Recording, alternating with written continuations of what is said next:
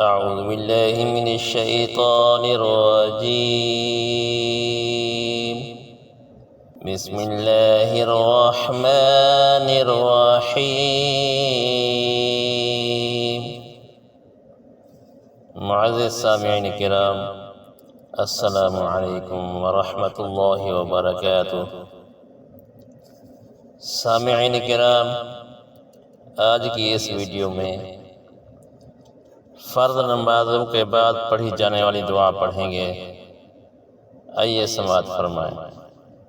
اللہم انت السلام ومنک السلام وإلیک یرجع السلام،